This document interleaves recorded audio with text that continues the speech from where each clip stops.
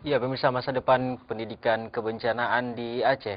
Itulah topik yang kita bahas di program Taksu kali ini bersama Bapak Asyari, Kepala Bidang Pendidikan Dasar Dinas Pendidikan Aceh, Bang Fahmi Yunus dari National Project Coordinator di DRRA UNDP, dan juga Ibu Nur Hayati, Kepala Sekolah Dasar Garut Gece, Kepala SD Garut Gece.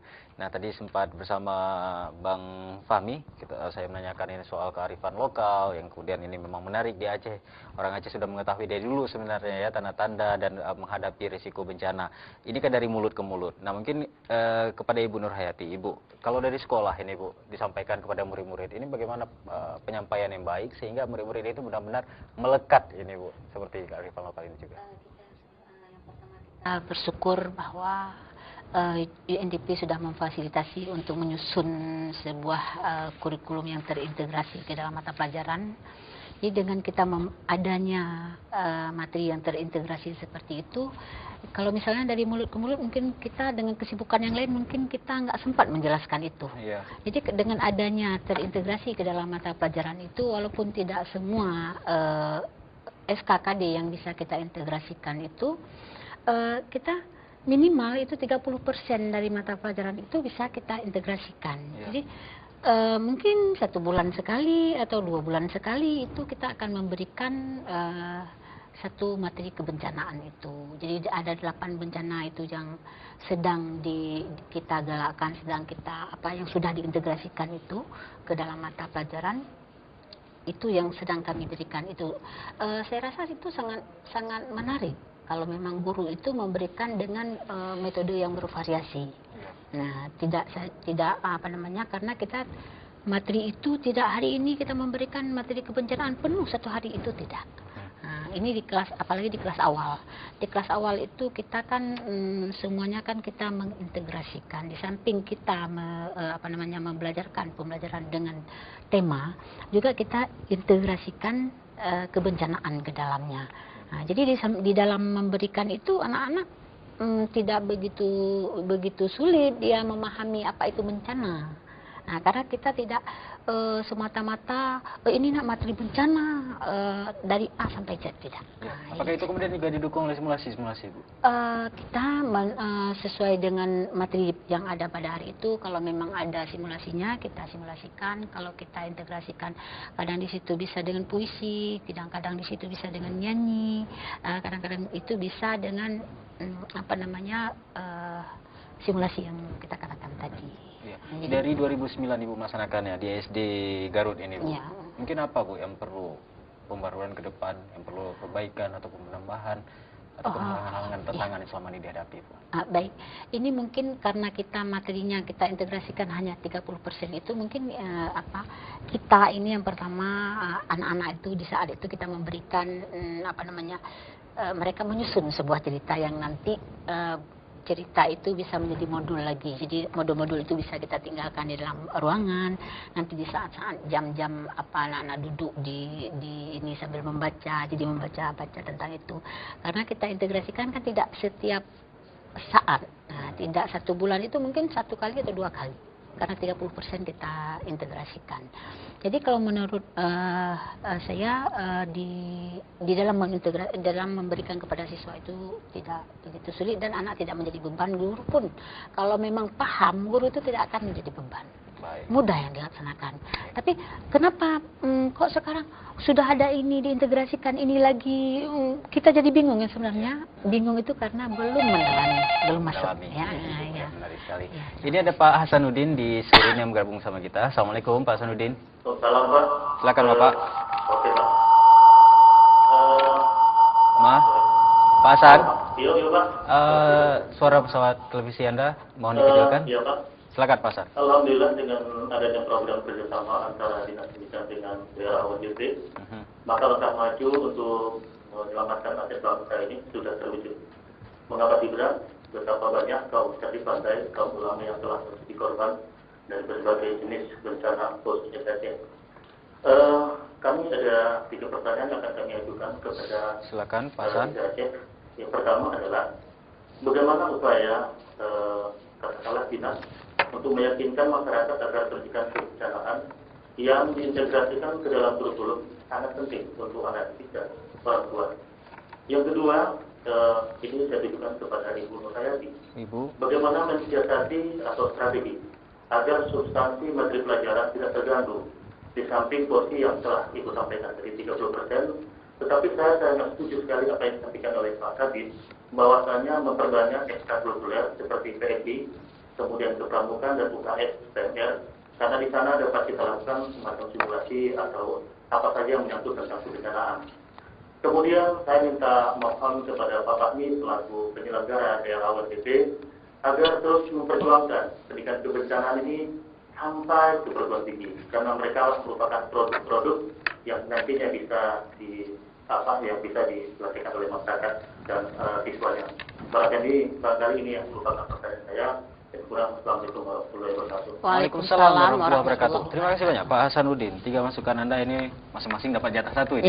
Mungkin karena tadi dengan Ibu, saya lanjutkan langsung dengan Ibu, Bu. Strategi pembelajaran supaya tidak mengganggu pelajaran lain mungkin baik Pak Hasanuddin, mungkin kita selaku guru, sebagai guru, supaya sebagaimana kita ketahui bahwa kurikulum itu sudah diintegrasikan, materi kebencanaan sudah diintegrasikan ke dalam kurikulum kita, sudah diplot-plot, ya, kita sudah mencari SKKD yang mana yang bisa kita integrasikan. Jadi tidak akan mengganggu pelajaran. Jadi karena yang kita integrasikan itu adalah sebagaimana saya mengatakan tadi, tidak kita mengajarkan keseluruhannya materi kebencanaan di saat kita mengajarkan itu. Yang kita ajarkan adalah yang terintegrasi saja. Nah, di samping itu sebagaimana dikatakan tadi, kita ada modul-modul yang dibaca tidak melulu dengan kebencanaan tadi, jangan anak-anak pun menjadi beban bagi mereka. Jadi dengan ada modul-modul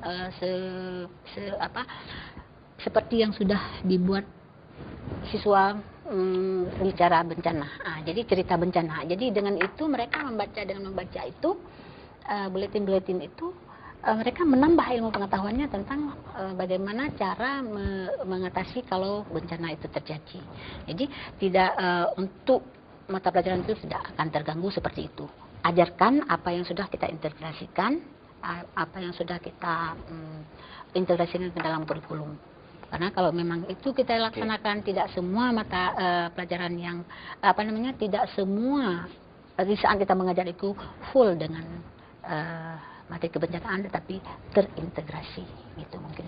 Ya jelas itu bisa dibuktikan tidak terganggunya ini di pelajaran lain juga tidak keteteran, bukan? Nilai-nilai masih bagus. Iya Pak. Baik Ibu. Dan juga mungkin soal inovasi bagi guru sendiri ini, apakah kemudian terus ada, ya namanya juga inovasi, ada perubahan, kemajuan, mungkin guru-guru berpikir lebih kreatif, Bu, dalam penyampaian? Kita melihat belum semua sekolah yang sudah di bawah binaan itu dapat guru itu punya inovasi-inovasi. Ya. Jadi ada sekolah-sekolah yang guru itu sudah punya inovasi-inovasi yang ada pembaruan itu sudah bagus. Nah, jadi anak-anak tidak ada merasa ini kita merasa beban lagi, ini penambahan pembelajaran, tidak ada. Nah, jadi karena dalam intisari dalam indikator itu adalah penilaiannya tetap kepada tujuan pelajaran pada hari itu. Jadi diseling dengan pengintegrasian kebencanaan. Kalau anak SD malah lebih senang, Ibu, ya? Lebih senang. Baik, kepada Pak Asyari tadi ini soal ekstrakurikuler ini Pak, kalau PMI ini lebih bagus, palang merah, pramuka dan sebagainya. Betul, dan bagaimana meyakinkan masyarakat. Kami pikir salah satunya kepedulian dan telepon Pak Hasanuddin merupakan salah satu. Jika ada orang yang sudah mulai tertarik menanyakan, artinya ini konsepnya ini sudah berhasil. Yang pertama, guru sudah merasa butuh untuk mengajarkan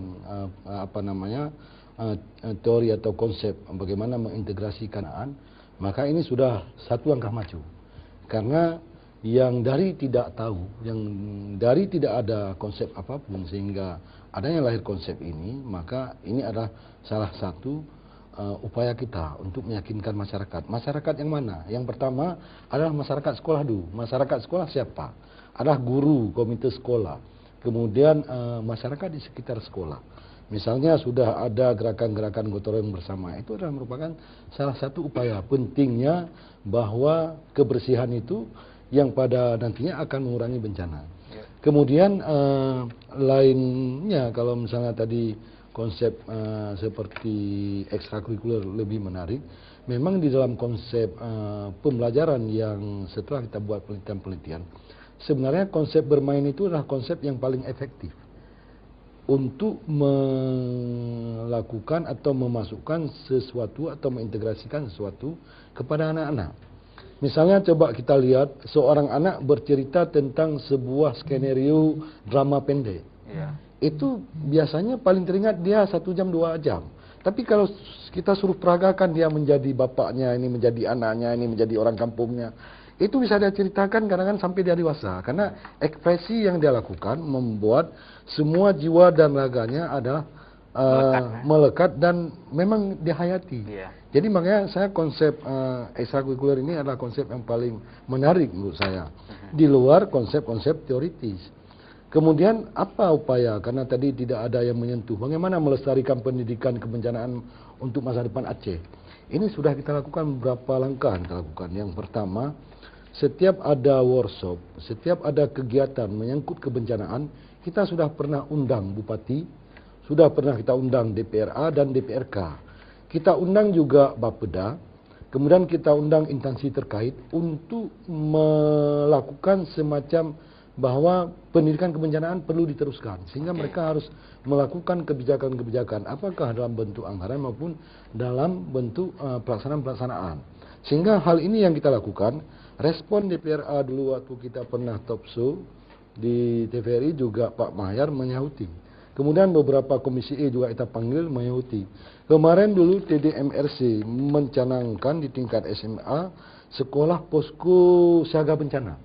Saya lihat juga DPRA dan instansi-instansi lain sangat mendukung jika di sekolah tingkat SMA itu ada posko bencana. Seandainya terjadi bencana pada saat anak-anak sekolah atau pada saat-saat tertentu, ini OSIS berperan.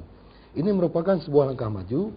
Bahkan seperti saran tadi Pak Hasanuddin di tingkat SMA ini ada, ini akan terjembatani karena UNDP sudah coba ambil pendidikan dasar SD SMP, lalu diteruskan TDMRC tingkat SMA.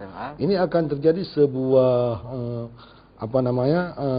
penyambungan antara sekolah dasar dan sekolah menengah yang nantinya kalau kita lihat pemerintah kemarin juga sudah membentuk sebuah badan penanggulangan bencana, ini tidak tertutup kemungkinan bahwa di perguruan tinggi juga perlu sarjana yang memiliki tentang kehandalan dalam bagaimana penanganan bencana.